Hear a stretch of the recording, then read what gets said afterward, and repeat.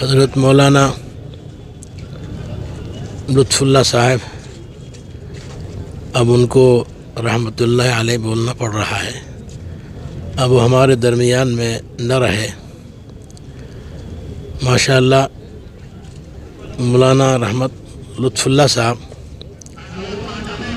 بہت ہی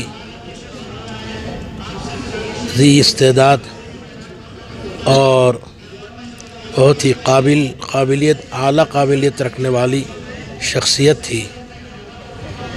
علم کے اعتبار سے بھی بہت ہی اونچے مرتبے پر فائز اور ادب کے اعتبار سے بھی بہت ہی اعلیٰ صلاحیت رکھتے تھے۔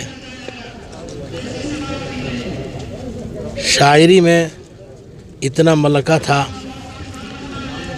کہ جب شعر کوئی فرماتے تھے تو پڑھتے چلے جاتے تھے، چاہے ان کے اشعار ہوں چاہے دوسروں کے اشعار ہوں، پڑھتے چلے جاتے تھے۔ ایک مرتبہ جلسہ دستار بندی میں ان کو موقع دیا گیا اشعار پڑھنے کا، تو انہوں نے مختلف اشعار اس طرح پڑھے کہ پورا مجمع دنگ رہ گیا، کوئی بھی ان کی تعریف کیے بغیر نہ رہا۔ اس طرح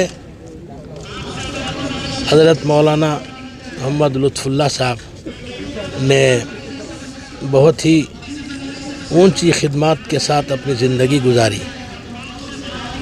یہ ہمارے بڑے حضرت رحمۃ اللہ علیہ جو بانی دارالعلوم سبیل الرشاد، ان کے آخری چشم و چراغ تھے، اب وہ بجھ گیا۔ ہمارے بڑے حضرت کے 4 فرزندان تھے، سب سے بڑے فرزند امیر شریعت دوم حضرت اقدس مولانا مفتی محمد اشرف علی صاحب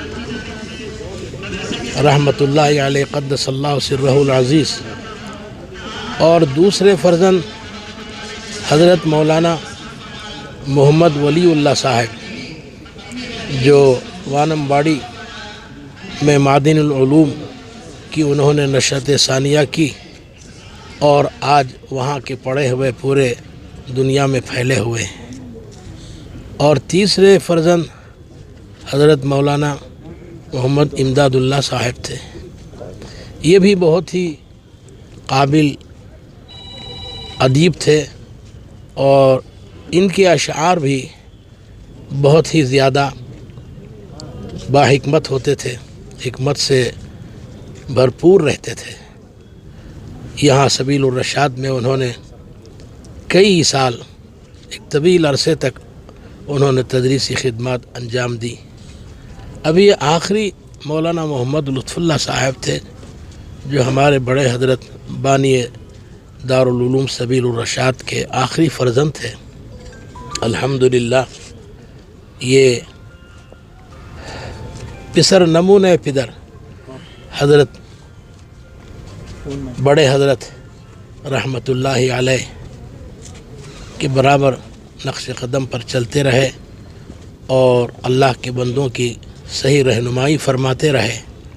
خطبات بھی بہت ہی زیادہ پرمغز ہوتے تھے، لوگ بہت ہی زیادہ ذوق شوق کے ساتھ ان کا خطبہ سننے کے لیے قادریہ مسجد میں حاضر ہوتے تھے، اور بہت ہی زیادہ محظوظ ہوتے تھے۔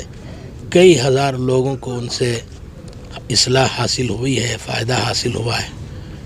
آج وہ ہمارے درمیان میں نہ رہے، بہرحال ہم ان کو یاد کرتے رہیں گے، اور لوگ جنہوں نے مولانا سے استفادہ کیا ہے اور اصلاح پائی ہے، ان کو پوری دنیا یاد کرتی رہے گی، اور ہم سب دعا کرتے ہیں کہ اللہ تعالیٰ مولانا محمد لطف اللہ صاحب کی مغفرت فرمائے، درجات کو بلند فرمائے، اور ان کی خدمات کو قبول فرمائے، ان کی قبر کو نورانی بنائے اور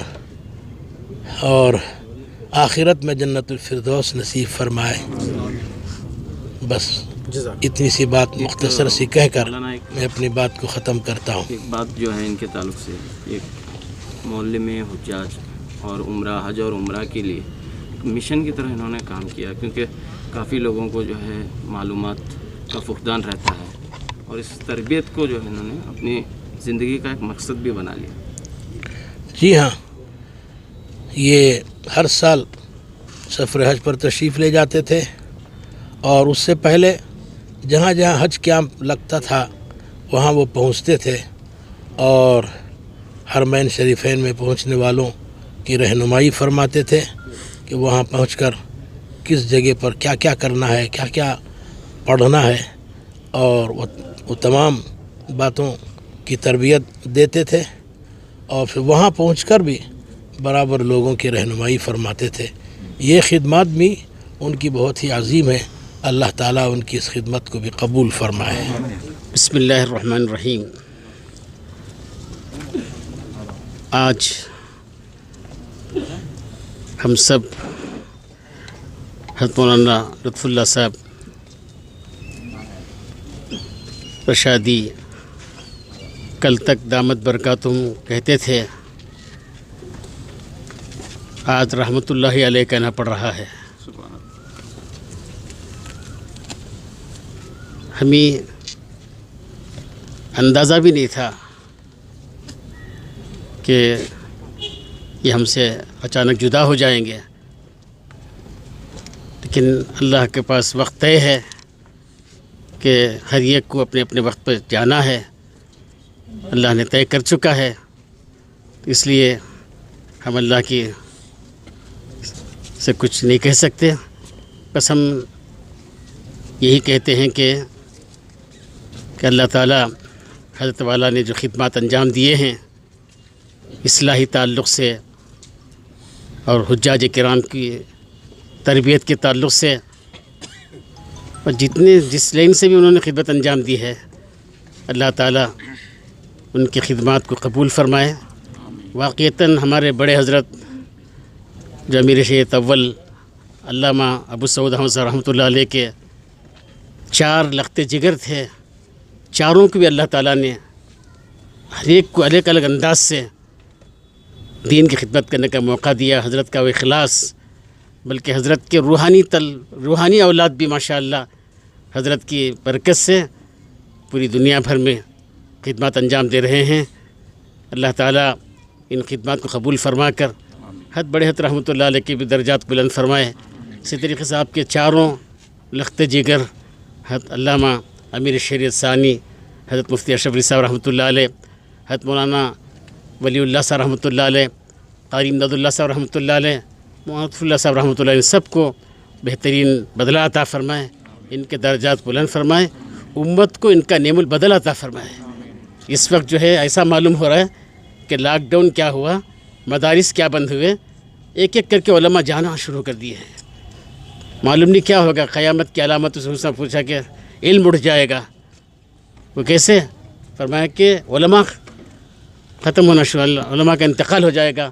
تو روزانہ ہم تاریخ یہی سن رہے ہیں کہ فلاں جگہ فلاں مولانا کا، فلاں جگہ فلاں علماء کا، فلاں بزرگ کا، فلاں بزرگ کا، اس طرح انتقال کی خبریں آ رہی ہیں۔